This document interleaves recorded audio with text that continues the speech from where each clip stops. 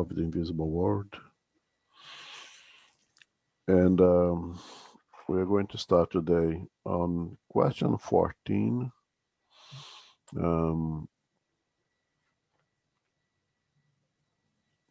that I'll deal now with modifications of the properties of matter. We had a little technical difficulty last week, and perhaps some of you were not able to participate in the study. So I'm just going to give a quick recap, and then we catch up on item 14. So basically in this chapter, Kardec starts with basically a question.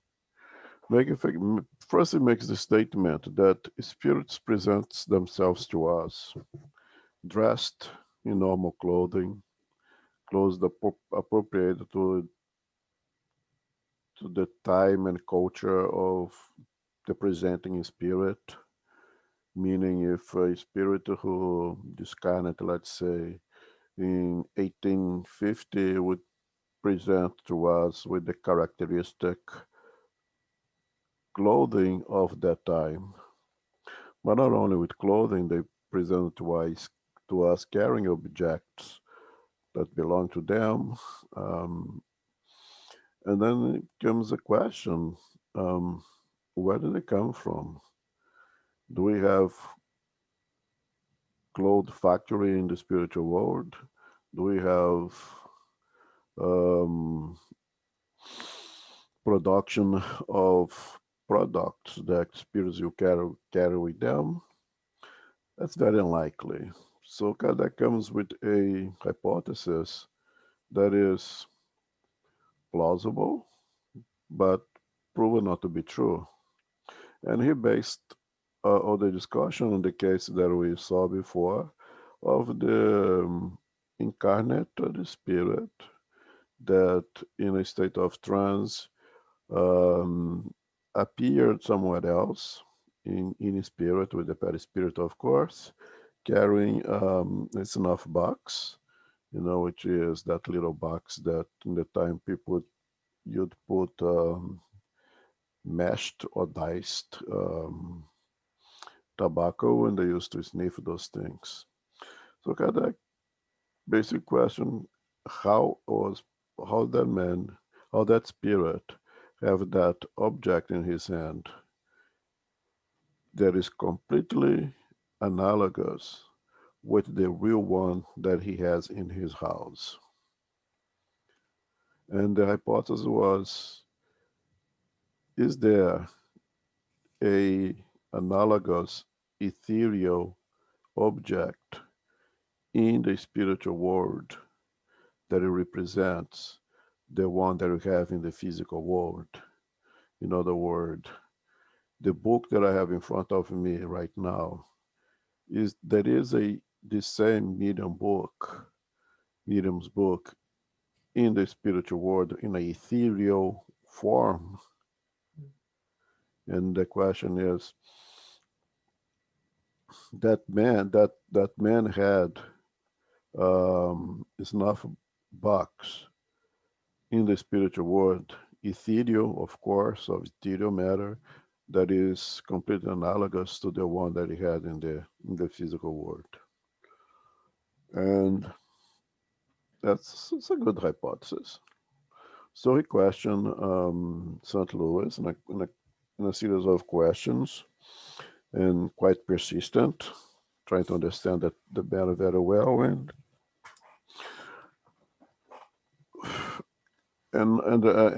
St. Louis tells them that no, we don't have such analogous thing in the spiritual world.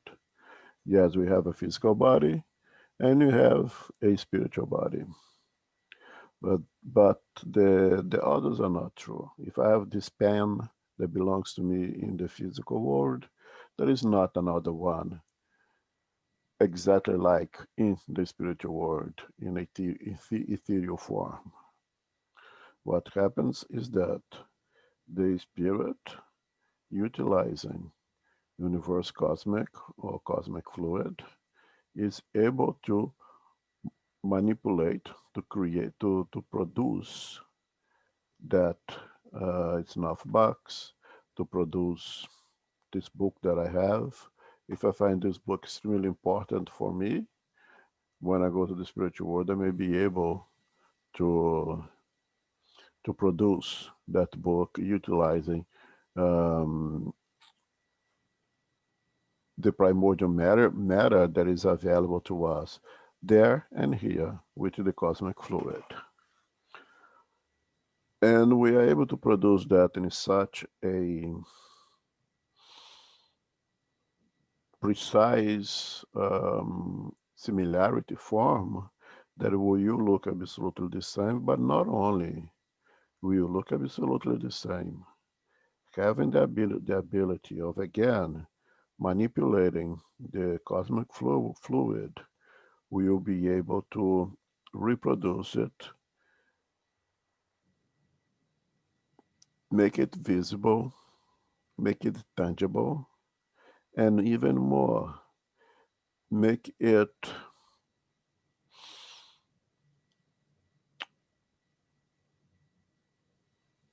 maintain all the characteristics that it affects our senses as incarnate beings. So Kardec asked if that woman, the incarnate woman, you guys remember the snuff box, right? Open that snuff box. Would she see tobacco in there? And the answer was yes for St. Louis.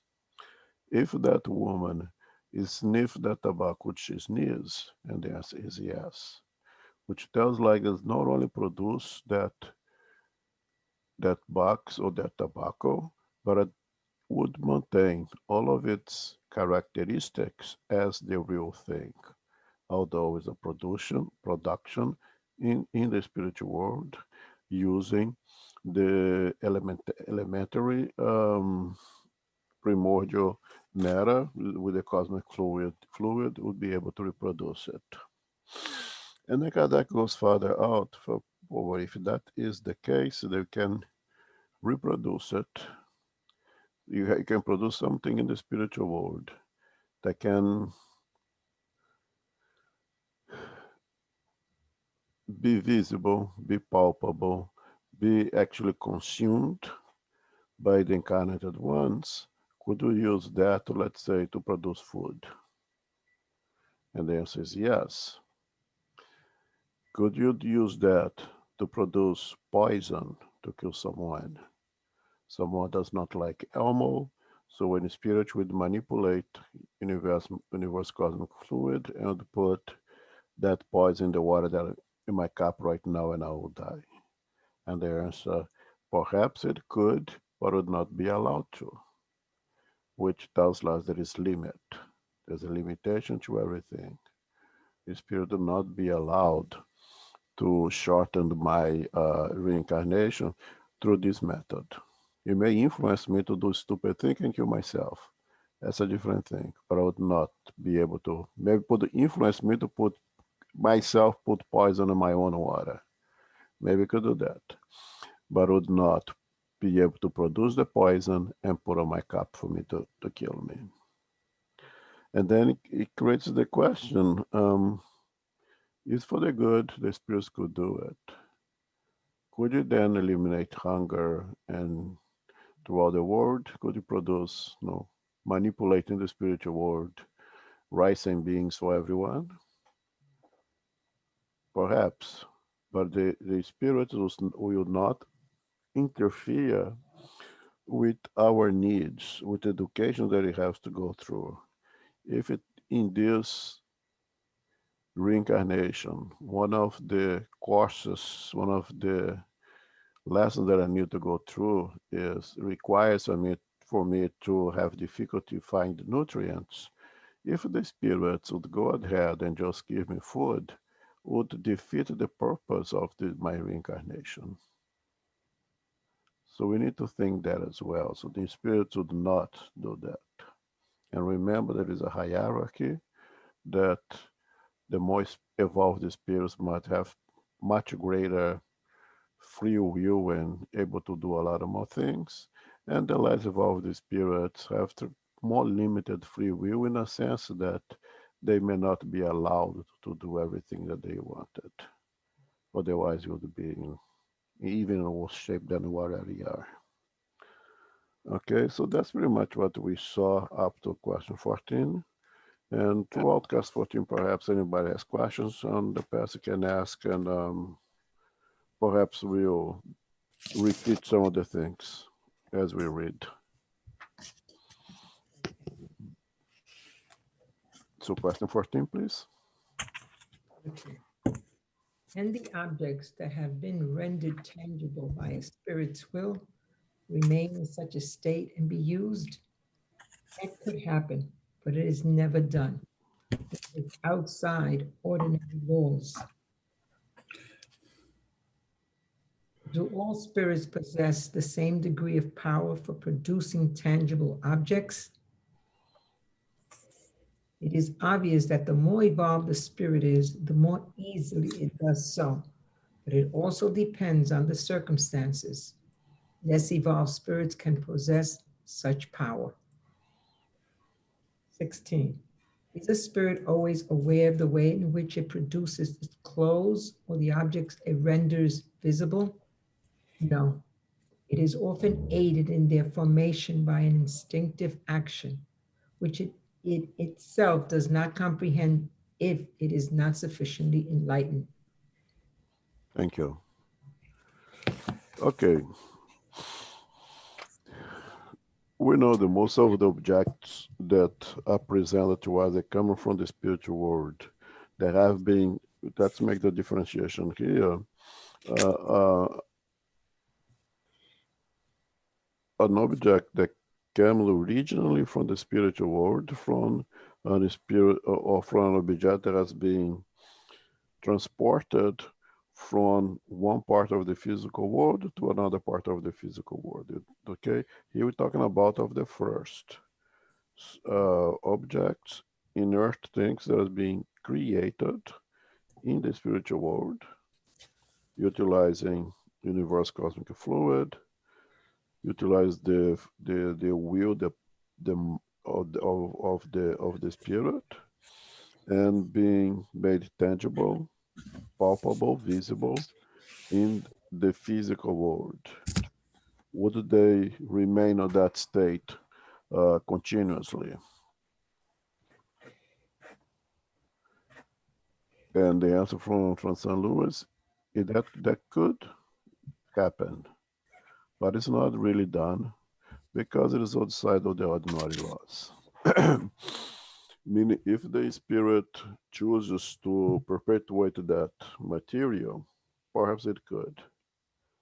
Okay, but in general, or most of the time, because it's indeed made of more ethereal elements, eventually the tangibility will, and even the visibility will cease.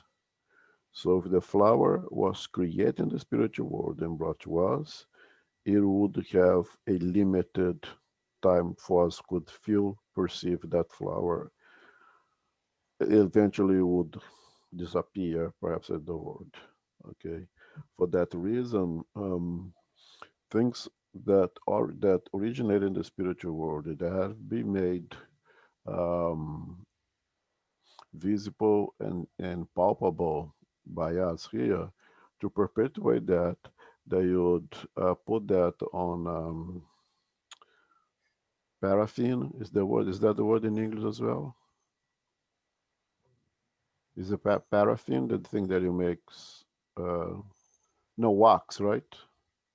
Yeah, yeah, that would be a Yeah. correct term. Sure, paraffin or wax. Sure, that Okay. would work. Yeah, they would put those objects in a wax so they could perpetuate at least its shape. The shape would remain. Okay. Naturally, if something was transported from one part of the physical world to another, it pertains to the spirit to the physical world. Of course, it stays there perpetually for as long as those things does survives.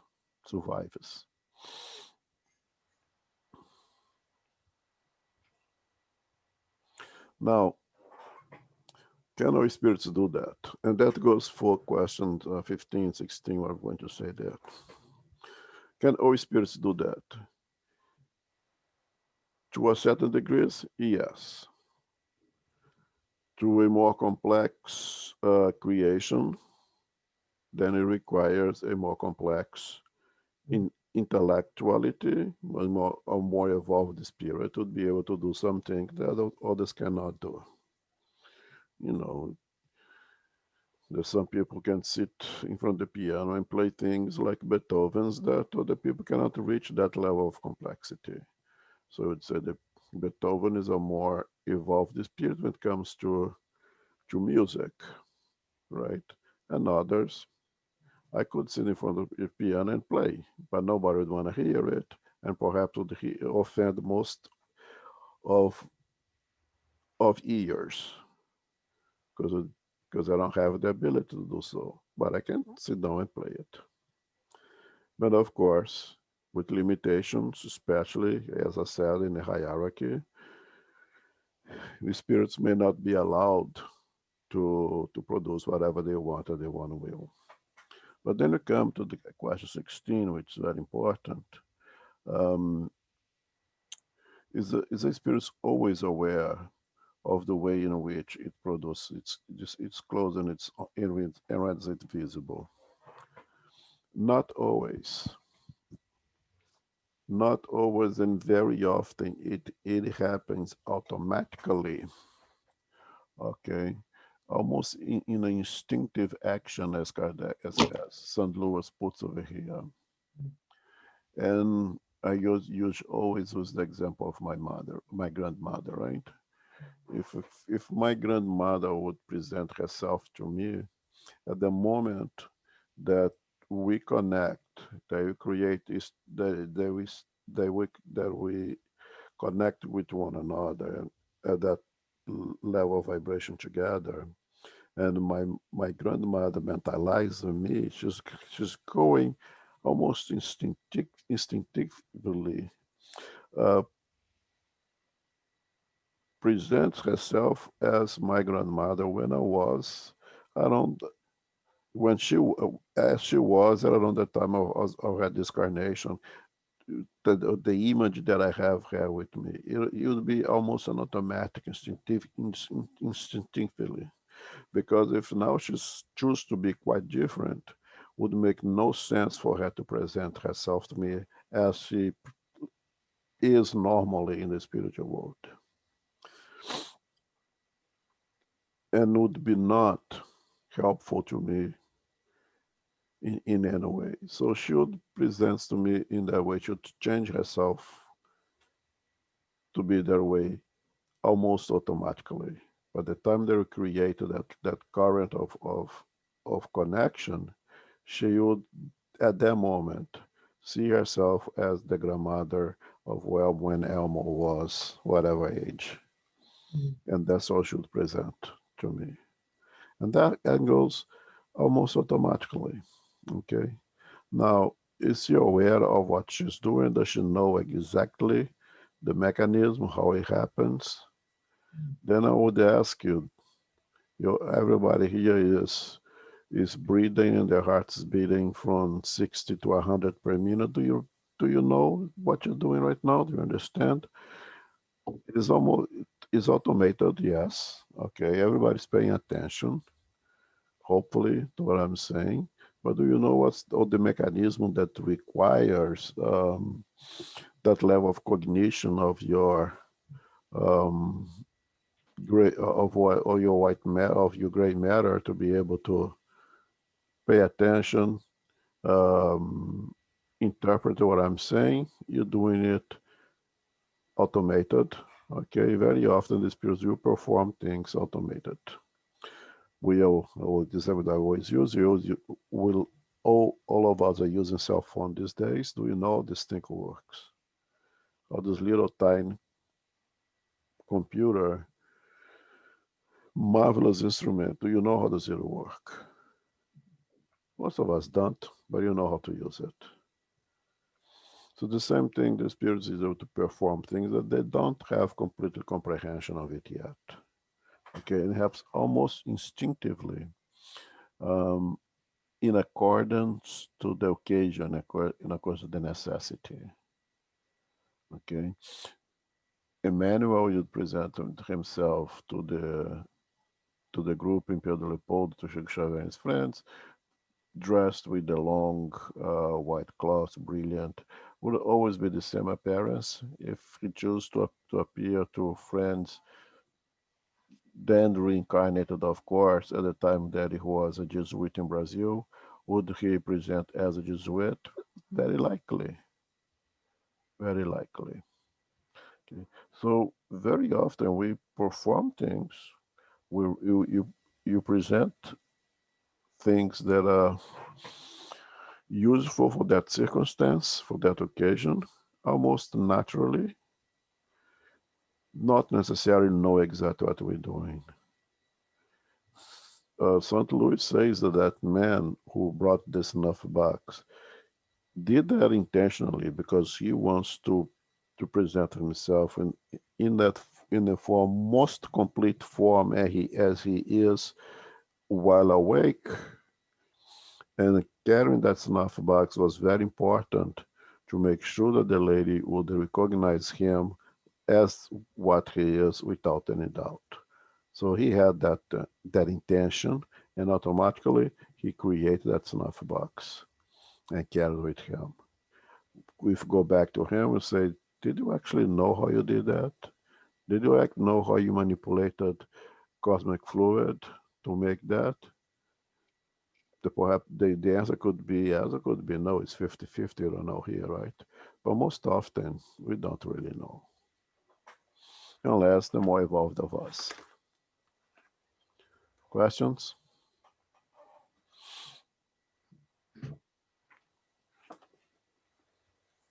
Okay, let's move on. I I actually have a question. Go ahead, Um, Ruth. is this um, the same one that was in Heaven and Hell book, where he actually did not know that he came to visit his friend? Because here it says some one thing, and then that it may not matter, but I was just wondering. That's what crossed my mind. If you would know. Well, I'm not sure understand what you're asking me. uh, if this person, this man that came to visit with this snuffle box, if Yes, he is the same one that is on Heaven and Hell. There is a story about one of them that came to visit his friend, and he did not know that he was there visiting her. Or maybe, I don't recall really the case in heaven and hell anymore. okay. But this man was aware that he was there. Oh, okay, He I'm was gonna very look aware at. that he was there. Okay, another question is that if there is two same mediums in the same room, would they see the same thing? Not necessarily. If at both uh, vibrating at the same level with the same intention, is yes. But they could be the both mediums in the same place, but each one with a vibrating at a different level, they would not see things the same way. Mm. Okay, thank you.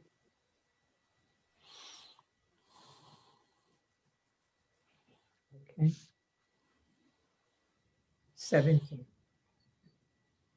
If a spirit can draw from the universal element the matter for such objects and give them a temporary reality with their own particular properties, can it also draw the matter needed to write with, which would give us the key to the phenomenon of direct writing? Finally, you have arrived at the correct point. In fact, this is exactly where we wanted to arrive at with all the previous questions, which proves that this spirit had read our thoughts. Okay, so in this one, Kardec makes a reference direct writings in which you put a piece white blank piece of paper inside of a drawer, lock it, no no pen, no pencil, absolutely nothing else inside the drawer but that blank white piece of paper. Wait for some time, unlock the drawer, open, and find the notes written in that paper. And here Kardec asking, did they produce the necessary material to write in that piece of paper?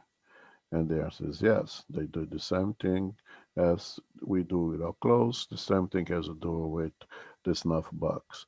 You manipulate universe cosmic fluid, and you create the, I want to say, ink or graphite, and you write in that piece of paper. And Kardec makes a comment that that was the initial thought of Kardec and the group that was with them. And finally, after Kardec will questioning, um, they arrive at the same the conclusion that was already uh, one of his hypotheses, which Kardec says it proves that the spirit have read their thoughts, which I don't know if that's a proof or not.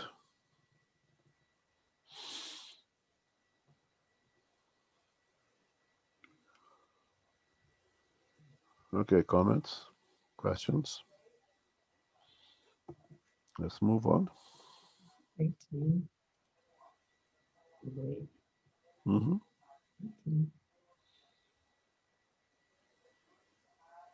Okay. Oh, 18, 20. Okay. Okay. 18. If the matter used by a spirit has no permanency, why don't letters produced by direct writing disappear? Don't draw conclusions from words. To start with, I did not use the word never, the word never, because I was referring to a voluminous material object. In the case of direct writings, however, these are signs that are useful to preserve, and so they are.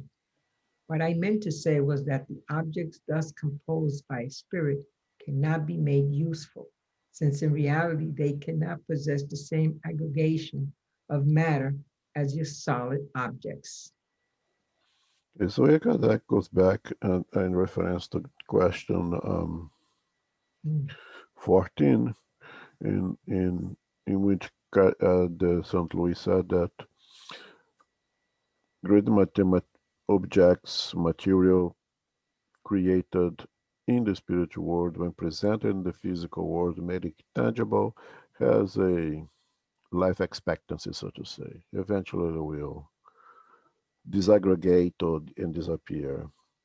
And Kardec asked, but we haven't seen direct writing that stays that for a while. And does it contradict your previous answer? And St. Louis goes to something that we always stress over here, the risk of using works never and always. But says don't draw conclusions from words. To start with, I did not use the word never because I was referring to a voluminous material object. So the great majority of things produced in the spiritual world will eventually disaggregate, but not everything. And especially if the spirits choose to perpetuate, to change the constitution of that thing, whatever they create, they can perpetuate, they can keep it for a long time. There are paints, there are writings, there is from of a spiritual source that stays, that they do not disappear, that they do not disaggregate. Most of the time, we're talking about paint, ink, things like that, and not things that can be used. Let's say a pen. Okay, You bring a pen, and you from the spiritual world, and you write that pen. The write stays, but the pen eventually disaggregates and disappears. Okay. Mhm.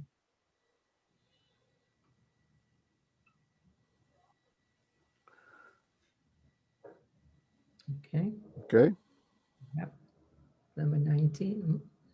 Okay, 129. There's a typographical error there, but okay. Where? It says 129, but it's okay. It's a mistake. The numbers are changing. It's supposed to be 19, but okay. The above explanation may be summarized as follows. Well, it's 129 because 128 is all those questions, and 128 is all those questions, and now 129 he sees the questions. So that's correct. It's 129. 129. Yeah. Okay. I see what you're saying. You're Mhm. right. Okay.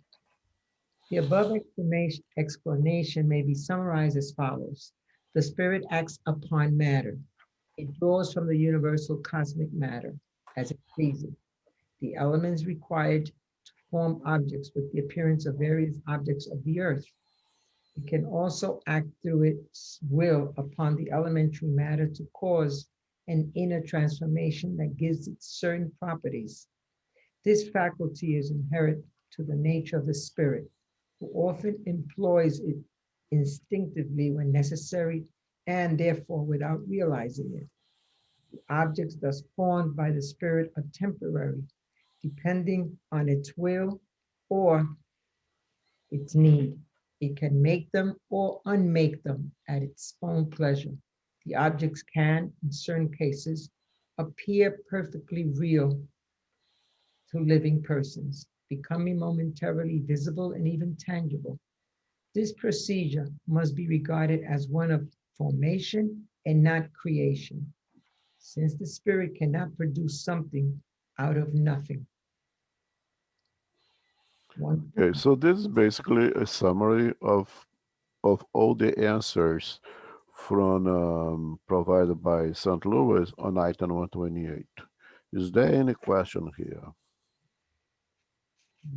Because you went through each one of the answers and you talk about each one of them, and there's a summary of all of them. Is there anything here that's not clear, that's not understood?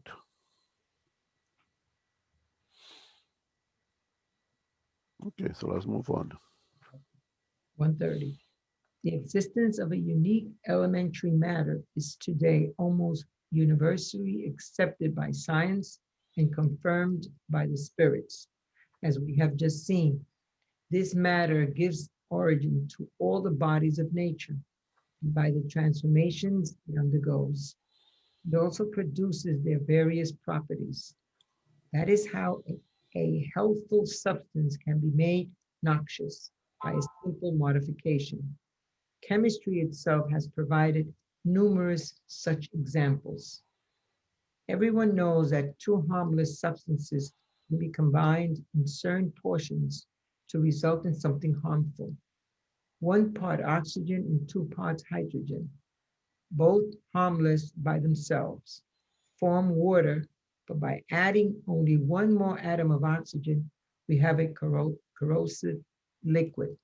Even without altering the proportions, it is often that a simple modification in the form of the molecular aggregation is enough to change the properties, which is how, okay, an opaque object can become transparent and vice versa. Since the spirit can act so decisively upon the elementary matter by merely exerting its will, we can understand that not only can it form various substances, but it can even denature their properties by using its own will as a reactive agent. Okay. So here, Kazakh continue to give a good summary of everything that was discussed in this chapter. It is about to finish this chapter. If by the 1860s, the idea of one primordial element being the source of everything that exists was beginning to be accepted by our science today even more, and that has been confirmed by the spirits. And he uses our own basic elementary chemistry as an example. You got two atoms of hydrogen combined with one atom of oxygen, and you have one molecule of water. You got a bunch of things together, and you have water, right? To that one molecule, you add one more atom of oxygen. Now you have H2O2, and you have hydrogen peroxide. That that water that was the source of life becomes something extremely corrosive that is actually used to kill microorganisms, right?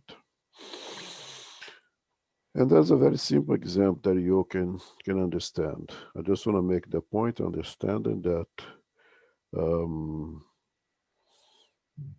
an atom, hydrogen, an atom of oxygen, is is is, is still a creation from universe cosmic fluid. Okay, the cosmic fluid is the primordial element that was used for the creation of that hydrogen atom, that hydrogen or that oxygen atom.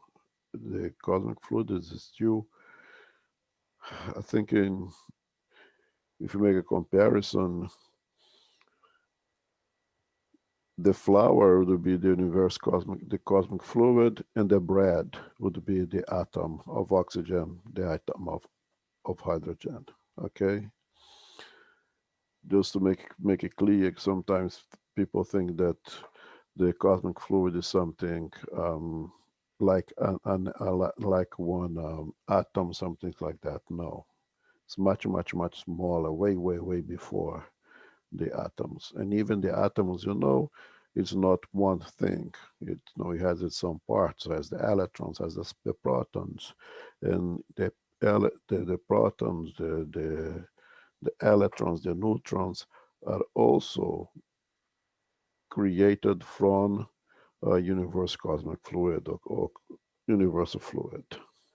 Okay, so if we here can use those big things, atoms, and create all those things that we have over here, got two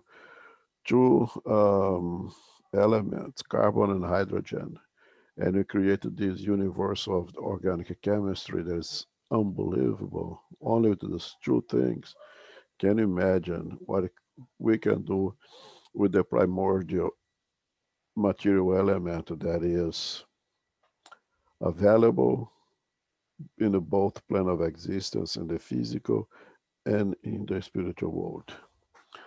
Um, and that is an explanation of how the spirits will be able to manipulate those things and produce things, not to create in the sense that it comes from nowhere, because only God really creates.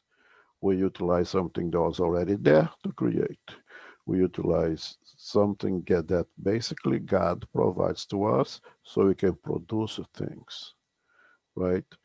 So God provides us this cosmic fluid that no one could do it. That comes from the divine will of God. But from that really primordial thing, we can go ahead and manipulate a lot of things, and that's how we dress ourselves in the spiritual world. That's why those of us who student needs the the feeling of eating. When you are this kind of the spiritual world, we'll produce our hamburgers and whatever you eat in the spiritual world. Okay, and that's how you see like a place like North Solar and being described by Andrea Luiz with a metropolis, a city with buildings and this and that, and gardens and rivers. This is all manipulation of the universe cosmic fluid. having utilizing the will of the spirits. Okay, so it's two things required: our will, the power of our mind, and the cosmic fluid. And you create a whole nosolar. And if you create a whole nosolar, you create the whatever you find in the lower zones, described by many books as well. I have a question, Almo. Okay, May I? please. Yeah. I sort of understand the will and the formation, not creation. That I get that's quite explicit. But this line here, it kind of threw me off. When it says it can even the nature, the properties. Can you explain that? The nature? Okay, the same way that I can use the cosmic fluid and aggregate things to Yeah. form a snuff box, I can use the same mechanism in reverse and make it no longer tangible, no longer there, can make it disappear, basically. Okay. I got you. It's The, like same, the can force of aggregation can be used as a force for disaggregation. this exactly like form and unformed. Got it. Got it. Correct. Thank you. But then the word itself threw me off. The nature. Okay. Thank you. Mm-hmm.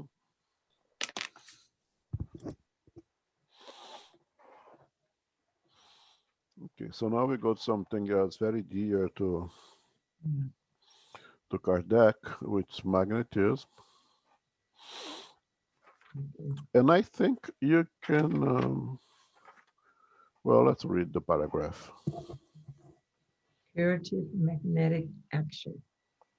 This theory provides us with a solution to a problem in magnetism that has been well known but inexplicable until now. The phenomenon of the modification of the properties of water by willpower. The acting agent is the magnetizer spirit, who in most cases is assisted by a discarnate spirit. It causes a transmutation by means of the magnetic fluid, which, as we have already stated, is the substance most nearly like cosmic matter or the universal element. And if it can thereby cause a modification in the properties of water, it can just as easily cause a modification in the organic fluids, which will result in the healing effect of the magnetic action when properly directed. We know, Thanks. okay. It's good to know.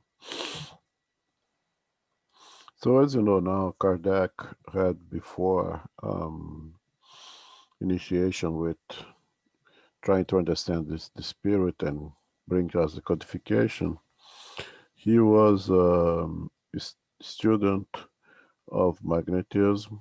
He did work with Mesmer, and some biographies says that he was a magnetizer himself, which I don't know if that's truly confirmed, but some biography says that he was himself a magnetizer.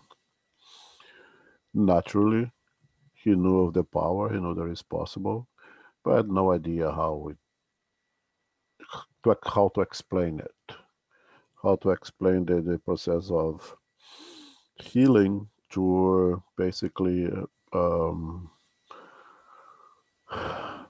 applying our hands over the individual and being able to bring cure. And he says that now, after understanding the power of the mind and in the transformation, in the manipulation of cosmic fluid, he brings the answer that he was looking, how mesmerism basically functions. And it says here that now we understand that the phenomenon comes from the ability of modify the properties of water by willpower, or power of the mind, or power of the will. The acting agent is the magnetizer's spirit. Now, this is the incarnate. Okay, this magnetized spirit is an incarnated person. okay, who in most cases, not always, is assisted by a discarnated spirit. I think this here is the phrase that is very important for us to grab here. Okay, so in magnetism, the action is provided, the willpower is provided by the incarnated magnetizer putting his or her hand over the patient, if you want to say the word patient. And quite often, in most cases, there is the assistance of a discarnated spirit. But make sure they say most cases, not always. Okay, that's very important. Okay, and Kardec find understanding that is satisfied with this explanation of how magnetism working. By we know human beings, we are by far mostly water, right? Our body is mostly made of water. If we are able to modify anything that is in that water, we use the words that thereby cause a modification the properties of water, and we are mostly water. It can just as easily cause modification in the organic fluids. Now, if I'm 80% water and you modify the, the properties of the water in my body, you are, by default, make a tremendous modification in 80% of myself. Definitely, it will be a modification in the organic fluids in my body. And that will explain the ability of magnetizers to produce healings. Now, of course, the words like transmutation, the works of magnetic, these are words that are there for whatever reason. I don't know if you go for the a true meaning of the word transmutation is applied in biology, perhaps that's not the case. And magnetic, as we use in our science, perhaps it's not applied. It's also not applied also, but we cannot be very literal with those words right now, right? Magnetic is something that attracts us, is a metal, right? So you gotta be careful with those words that we use here. But anyway, the way that magnetism works basically is by manipulation of UCF, universe cosmic fluid, in water. There will by default be a modification in of the organic fluids in the patient's body that will or will not produce cure, because not every try, attempt to cure someone is successful. Okay, questions?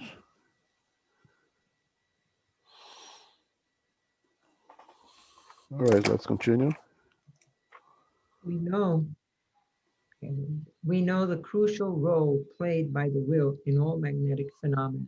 But how may we explain the material action of such a subtle agent?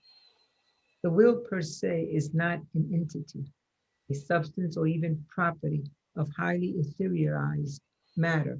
Rather, it is the essential attribute of the spirit, that is, of the thinking being. With the aid of this lever, the spirit acts upon the elementary matter, and by a consequent action, it reacts upon its components, whose inner properties can thus be transformed. The will is an attribute of the incarnate and the errant spirit, and hence the power of the magnetizer, which we know results from the force of his or her will. The incarnate spirit can act upon the elementary matter and thereby modify the properties of things within certain limits. This explains the ability to heal by contact, the laying on of hands, a faculty which some individuals possess to a high or low degree.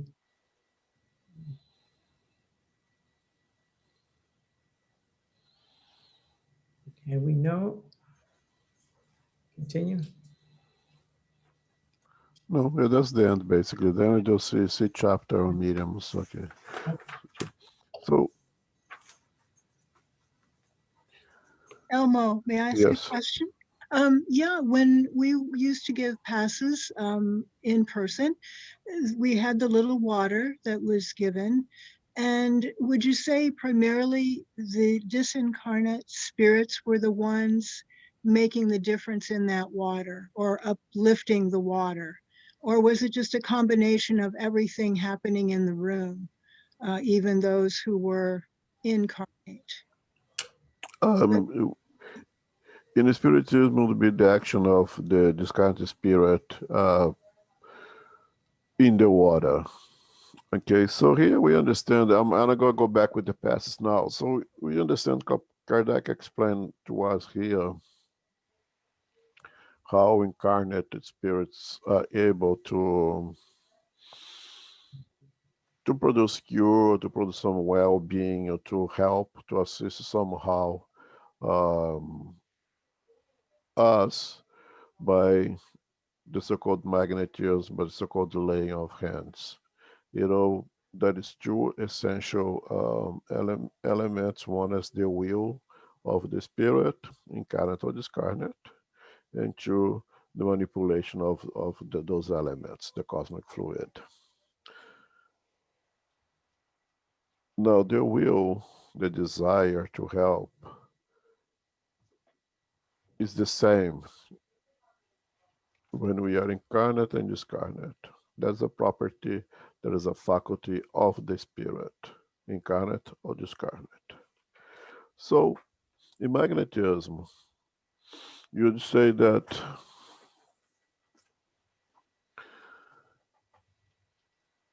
the incarnated act, and quite often there is the assistance of a spirit.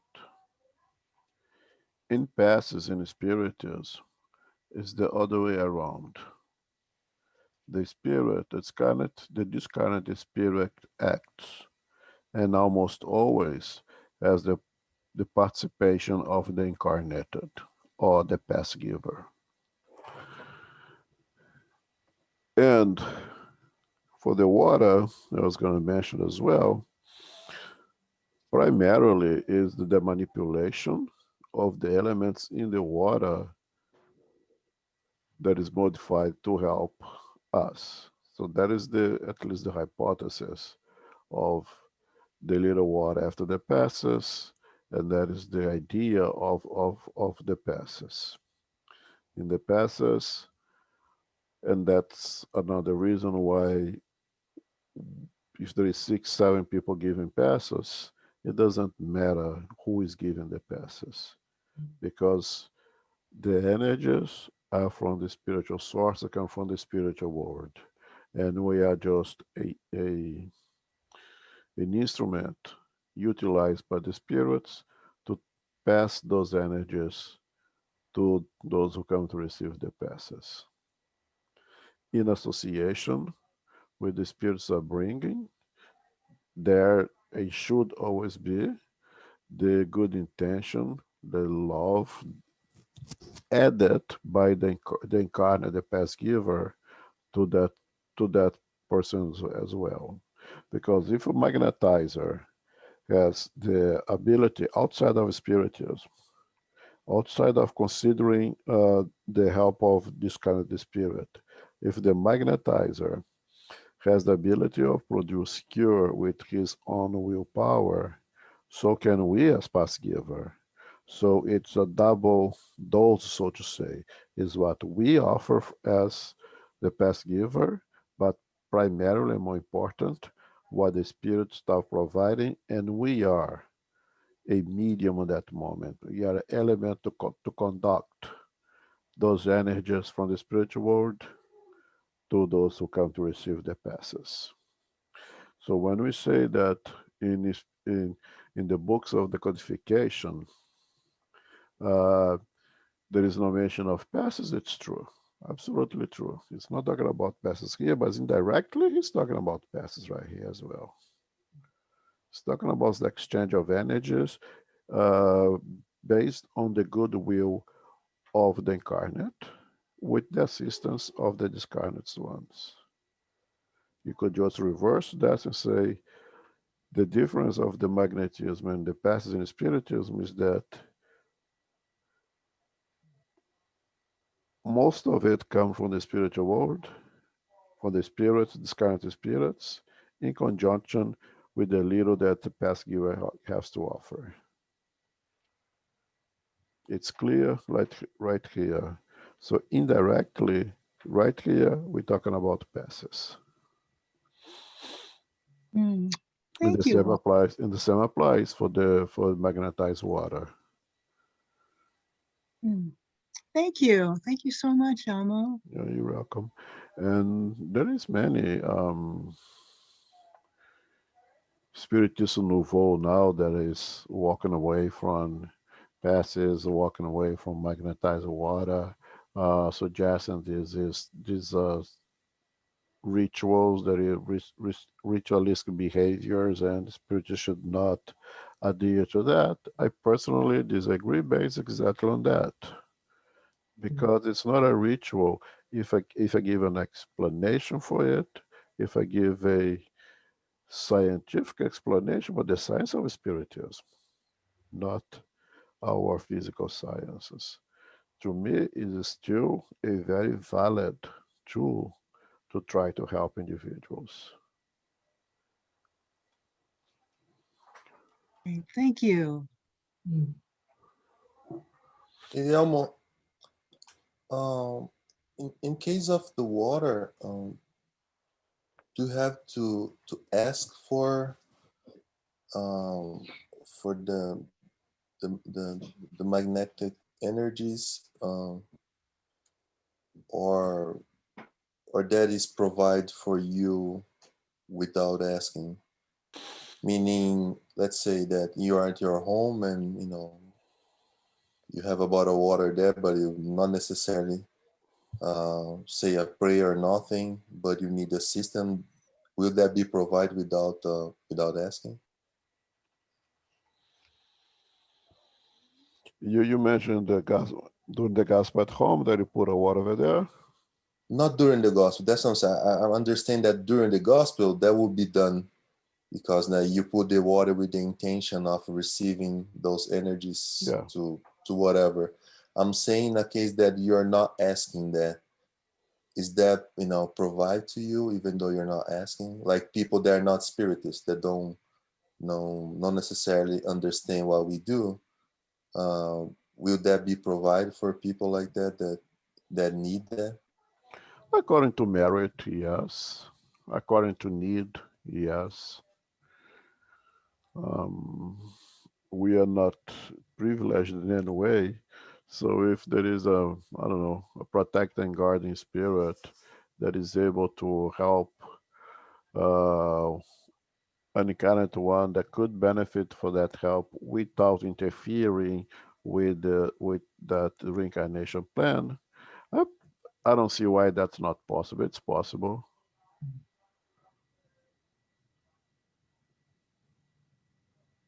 Thank you.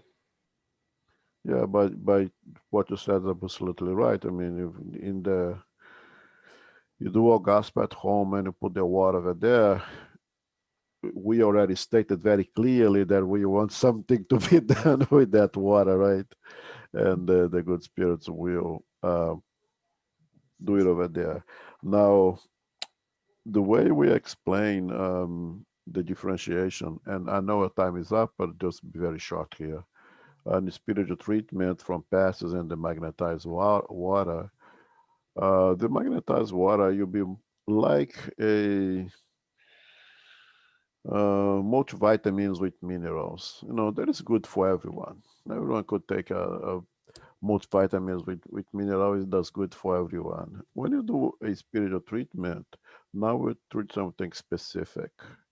Like we're not gonna put antibiotics in every water because some people does not have infection, does not need antibiotic. We give you antibiotics for a specific treatment of a specific condition. And the spiritual treatment will be the same thing. So if they drink that water on a spiritual treatment, that would be a medication, so to say, a manipulation of the cosmic fluid appropriate for that specific case. And in the center, when you drink the magnetized water that everybody drinks, is more like taking the general, multivitamins that's good for everyone all the time. Could, in one specific case, someone receive something extra? Yes, it could happen as well. Elmo, I just have this question that is, I did read this the Spirits magazine, and I just couldn't find the relation with this topic. If you could look at it and bring that to us next week, I I don't understand why they say to see that part of the Spirits magazine under this I'll say topic. the one in parentheses here. Yeah, Okay, I'll see if I can find it. if you could please. Sure.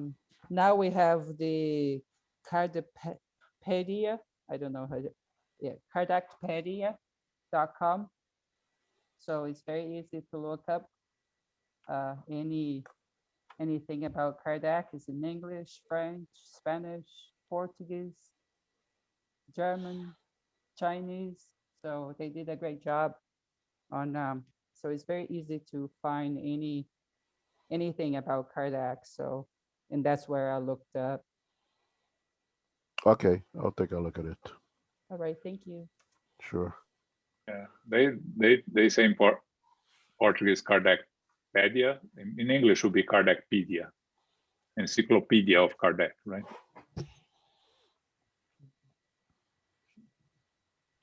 And it was yesterday the launching, official launching, right? And I don't know if you watched it, Ruth. I did. I a little bit, but I did hear about it before, so that's why I Yeah. knew a little bit about it. And so yesterday they just remind me, and I remember that it was Kardec's also. Yeah. He passed away yesterday, so 1969. So that just everything remind me everything together. So it's a great thing that they came up was really helpful. Yeah. Thank you. Very good. Does anyone wants to make the final prayer, please? Yes, I'll do a final prayer. To our spiritual benefactors, our guardian angels, as we come to the end of our meeting, with a heart full of gratitude, we thank you.